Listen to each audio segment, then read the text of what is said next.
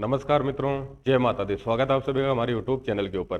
तो आज का सेशन स्टार्ट करते हैं, लेकिन पहले मैं आपको बता दूं कि कल आपके राजस्थान के जो लोक नृत्य है उनके क्वेश्चन अपन डिस्कशन करने वाले हैं।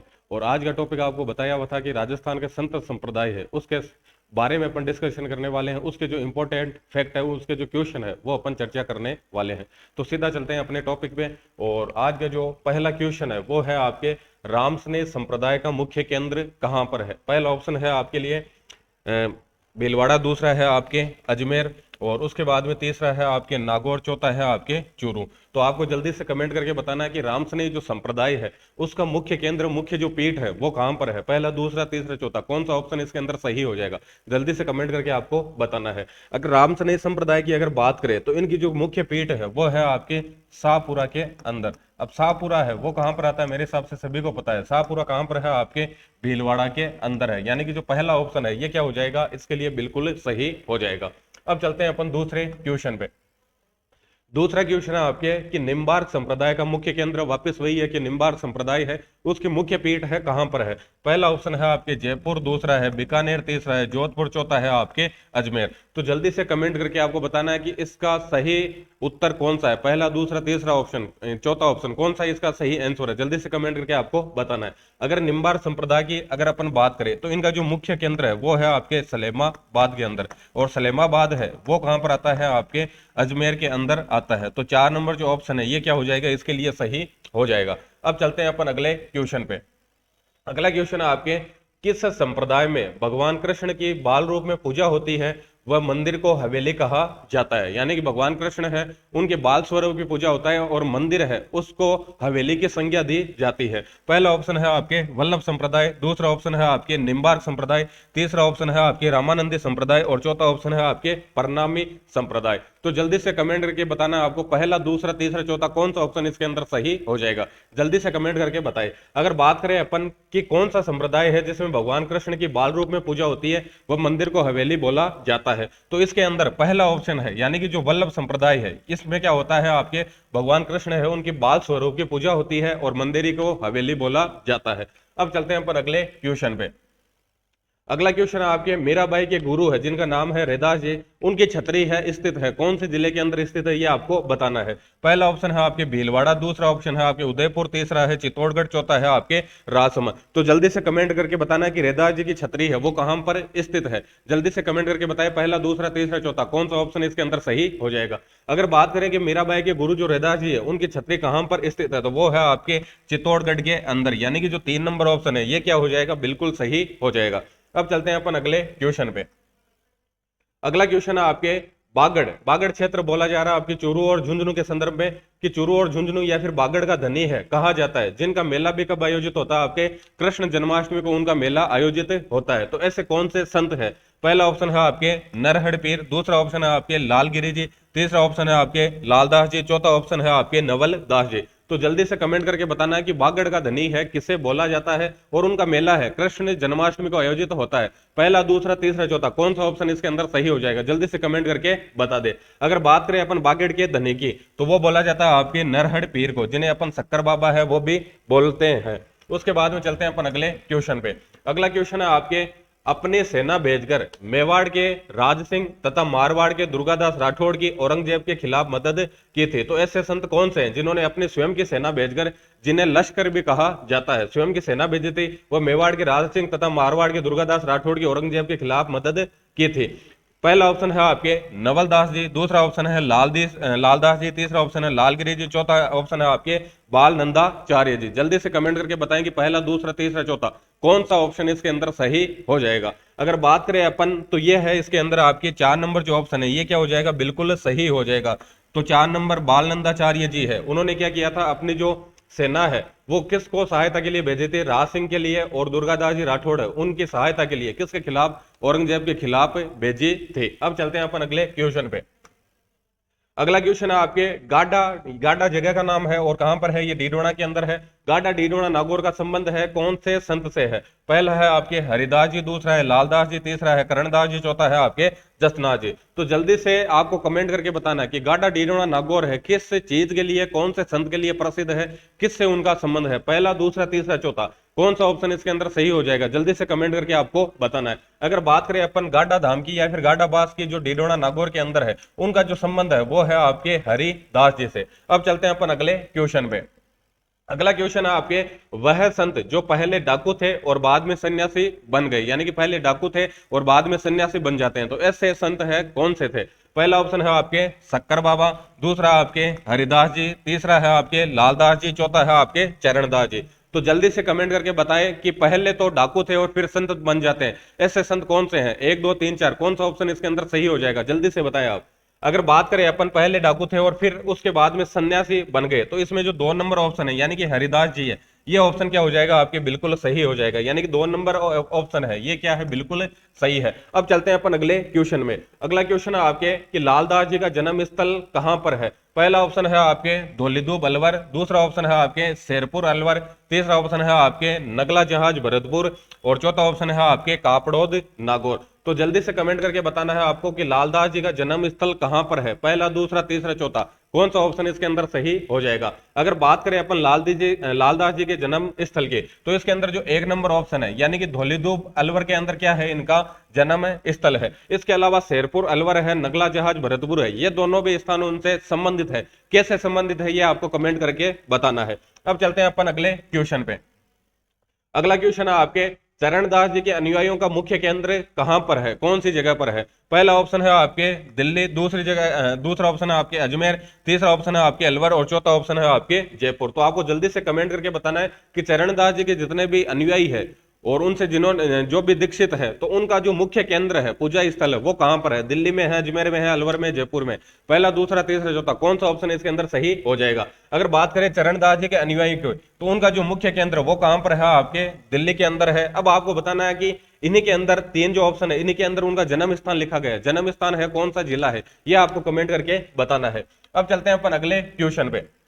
अगला क्वेश्चन है, स्वयं को भगवान कृष्ण की सखी मानकर उनकी पूजा करते हैं, तो ऐसे कौन से संत संप्रदाय के लोग हैं जो भगवान कृष्ण है उनको सखी मानते हैं और उसी रूप में उनकी पूजा करते हैं? पहला ऑप्शन है आपके चरणदास जी संप्रदाय के लोग, दूसरा है आपके वल्लभ संप्रदाय के लोग, तीसरा है आपके नंबार संप्रदाय के लोग, और चौथा है आपके प्रणामी संप्रदाय के लोग। तो आपको जल्दी से कमेंट करके बताना है कि पहला, दूसरा, तीसरा, चौथा, कौन सा ऑप्शन इसके अंदर सही हो जाएगा? अगर सही आंसर की बात करें तो कौन से संप्रदाय के लोग हैं जो भगवान कृष्ण के सखे मानकर उनकी पूजा करते हैं? तो इसके अंदर पहला ऑप्शन है आपके चरणदास जी के जितने भी अनुयायी है वो भगवान श्री कृष्ण को स्वयं के सखी मानकर उनकी उसी स्वरूप के अंदर पूजा करते हैं, यानी कि पहला ऑप्शन है ये क्या हो जाएगा? आपके लिए सही हो जाएगा। अब चलते हैं अपन अगले क्वेश्चन पे। अगला क्वेश्चन है आपके, चरणदास जी का अनुयायी है कौन से रंग के कपड़े पहनते हैं? यानी कि चरणदास जी के जो भी अनुयायी है वो कौन से कलर के कपड़े पहनते हैं? पहला ऑप्शन है आपके लाल, दूसरा है गुलाबी, तीसरा है पीला, और चौथा है आपके नीला। तो जल्दी से कमेंट करके बताएं पहला, दूसरा, तीसरा, चौथा, कौन सा ऑप्शन इसके अंदर सही हो जाएगा? अगर सही ऑप्शन की बात करें तो इसके अंदर 3 नंबर जो ऑप्शन है ये क्या हो जाएगा? आपके बिल्कुल सही हो जाएगा। पीले रंग का वस्त्रों का प्रयोग कौन करते हैं? आपके चरणदास जी के अनुयायी है वो पीले रंग के वस्त्र पहनते हैं, उसी का प्रयोग करते हैं। अब चलते हैं अपन अगले क्वेश्चन पे। अगला क्वेश्चन है आपके, मेरे हिसाब से सभी को आ रखा होगा, हर जगह पढ़ा होगा आपने। अग्नि नृत्य किया जाता है, अग्नि नृत्य है कौन से संप्रदाय के द्वारा किया जाता है? पहला ऑप्शन है आपके जसनाती संप्रदाय, दूसरा है रामसने संप्रदाय, तीसरा है निम्बार संप्रदाय, और चौथा है आपके प्रणामी संप्रदाय। तो जल्दी से कमेंट करके बताना है कि अग्नि नृत्य है उसका संबंध है कौन से संप्रदाय से है, कौन से संप्रदाय के अनुयायी द्वारा अग्नि नृत्य किया जाता है? मेरे हिसाब से सभी सही जवाब दे देंगे इसका। पहला, दूसरा, तीसरा, चौथा, कौन सा ऑप्शन इसके अंदर सही हो जाएगा? अगर अग्नि नृत्य की बात करें तो यह किया जाता है आपके जसनाती संप्रदाय के द्वारा। और कहां पर किया जाता है? सभी को पता है कहां पर किया जाता है, कतर या सर बीकानेर के अंदर किया जाता है। अगला क्वेश्चन है आपके, जसनाती संप्रदाय के अनुयायी है पवित्र वृक्ष किसे मानते हैं? पहली बात तो यह है कि मोरपंख है उसको बहुत ज्यादा पवित्र मानते हैं। अब आपको बताना है कि कौन सा वृक्ष है जिसे वो सर्वाधिक पवित्र मानते हैं। पहला ऑप्शन है आपके खेजड़ी, दूसरा है नीम, तीसरा है पीपल, चौथा है आपके जाल वृक्ष। तो कौन सा वृक्ष है जिसे जसनाती संप्रदाय के अनुयायी है सर्वाधिक पवित्र वृक्ष मानते हैं अपना?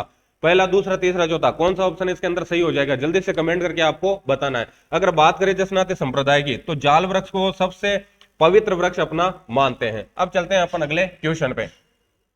अगला क्वेश्चन है, जसनाथ जी द्वारा अनुयायियों को उपदेश दिए गए, यानी कि जसनाथ जी है वो अपने अनुयायियों को कितने उपदेश देते हैं? 36, 32, 29 या फिर 23? जल्दी से कमेंट करके बताना, पहला, दूसरा, तीसरा, चौथा, कौन सा ऑप्शन इसके अंदर सही हो जाएगा। यानी कि जसनाथ जी उन्होंने अपने अनुयायियों को कितने उपदेश दिए थे? अगर सही आंसर की बात करें तो एक नंबर ऑप्शन है, यानी कि 36 उपदेश उन्होंने दिए थे। पहला जो ऑप्शन है ये क्या हो जाएगा? बिल्कुल सही हो जाएगा। अब चलते हैं अपन अगले क्वेश्चन पे। अगला क्वेश्चन है आपके, जाम्बोजी ने सम्राथल मुकाम नामक स्थान पर अपने अनुयायियों को कितने उपदेश दिए थे? पहला ऑप्शन है आपके 29, दूसरा है 40, तीसरा है 42, चौथा है आपके 39। अब जाम्बोजी के अनुयायी है उन्हें क्या कहा जाता है? आपके विष्णु ही कहा जाता है। तो मेरे हिसाब से आप सीधा सीधा कनेक्ट कर सकते हो, 20 + 9 क्या हो जाएगा? आपके 29 बोलते हैं, और वैसे क्या हो जाएगा? आपके विष्णु ही हो जाएगा। तो कितने उपदेश दिए थे? पहला ऑप्शन इसके अंदर क्या हो जाएगा? आपके सही हो जाएगा। कितने उपदेश दिए जाम्बोजी ने? 29 उपदेश दिए थे अपने अनुयायियों को। अब चलते हैं अपन अगले क्वेश्चन पे। अगला क्वेश्चन है आपके, जाम्बोजी का जन्म स्थान कहां पर है? पहला ऑप्शन है आपके पिपासर नागौर, दूसरा ऑप्शन है आपके मुकाम बीकानेर, तीसरा ऑप्शन है फलोदी जोधपुर, चौथा है आपके पोखरण जैसलमेर। तो जल्दी से कमेंट करके आपको बताना है कि जाम्बोजी का जन्म स्थान है कहां पर है। दो स्थान है वो जाम्बोजी से संबंधित है, दो बिल्कुल भी संबंधित नहीं है। जल्दी से कमेंट करके बताएं कि जाम्बोजी का जन्म स्थान है वो कहां पर है, पहला, दूसरा, तीसरा, चौथा, कौन सा ऑप्शन इसके अंदर सही हो जाएगा। अगर बात करें जाम्बोजी के जन्म स्थान की तो वो जगह है आपकी पिपासर नागौर, और जो मुख्य केंद्र है अनुयायियों का वो कहां पर है? आपके मुकाम बीकानेर के अंदर है। अब चलते हैं अपन अगले क्वेश्चन पे। अगला क्वेश्चन है आपके, वैज्ञानिक संत कहा जाता है, यानी कि कौन से संत है जिनको वैज्ञानिक संत की संज्ञा दी गई है, कहा जाता है, उपनाम है उनका? पहला ऑप्शन है आपके रजब जी, दूसरा आपके सुंदरदास जी, तीसरा ऑप्शन है आपके जाम्बो जी, और चौथा ऑप्शन है आपके जसनाथ जी। तो जल्दी से कमेंट करके बताना है कि वैज्ञानिक संत की संज्ञा है कौन से संत को दी गई है, पहला, दूसरा, तीसरा, चौथा, कौन सा ऑप्शन इसके अंदर सही हो जाएगा। अगर वैज्ञानिक संत की बात करें तो ये उपनाम है आपके जाम्बो जी का, यानी कि 3 नंबर जो ऑप्शन है ये क्या हो जाएगा? आपके बिल्कुल सही हो जाएगा। अब चलते हैं अपन अगले क्वेश्चन पे।